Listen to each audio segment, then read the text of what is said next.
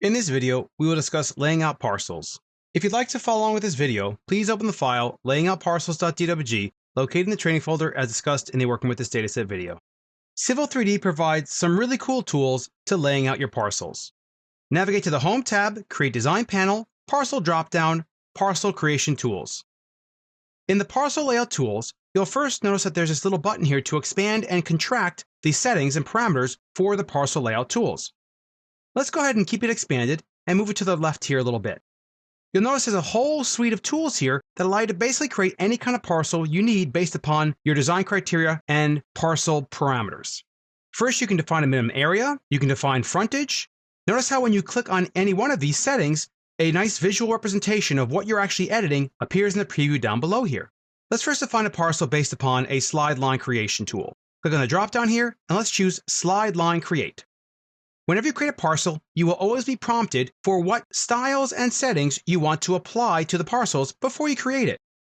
We want to make sure we have this set to single family. If you want to define a different layer for this specific parcel, you could do so right here and click on this button to add a suffix or prefix. For now, we'll just go with the defaults. And what label styles do you want to be applied? So you can change it to area label style, the line segment styles, the curve segment styles, and so on. And if you wanted to automatically add segment labels, let's leave this toggled on and go ahead and click OK. If you look at the command line window, Civil 3D is asking you to select the parcel to be subdivided. So what you're picking here is you're picking the actual area label.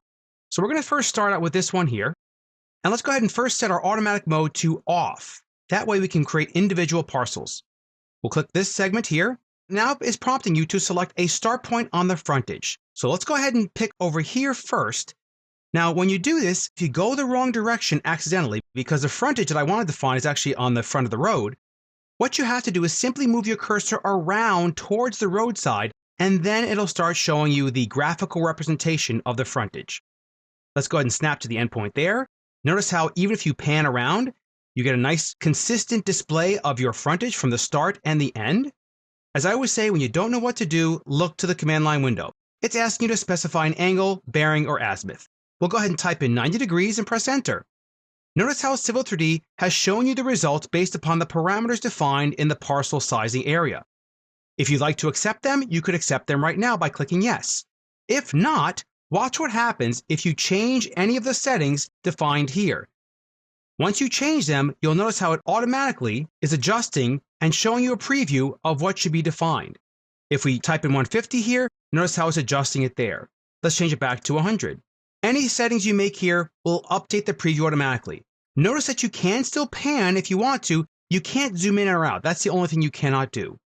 If you want to accept this result, click yes, and notice how Civil 3D keeps going on to the next parcel that abuts this parcel here.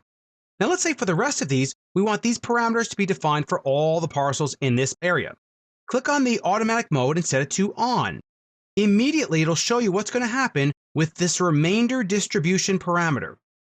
If you click the drop down here, you'll notice you can create a parcel from the remainder, place the remainder in the last parcel, or let's set it to redistribute remainder.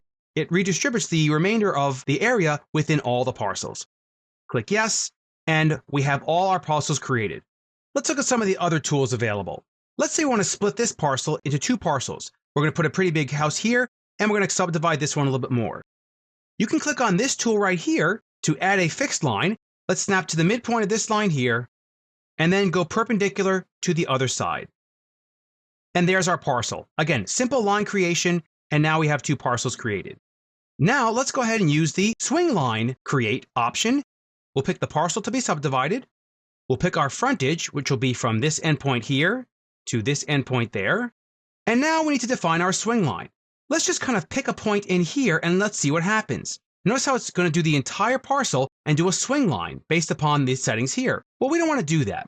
We want to actually set this to off, which will then allow us to actually define a swing line. Go ahead and click yes, and notice how it allows you to keep going here. Now that that parcel segment is created, let's go ahead and click on the drop down here and let's see what the freeform create option does.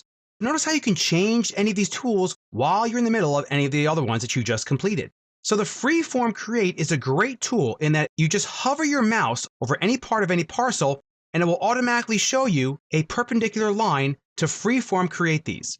Let's say we want to split this one here, so I'll go ahead and snap to the midpoint of this parcel here. And then if you look at the command line window, if I want this parcel segment to be perpendicular, I can simply press enter.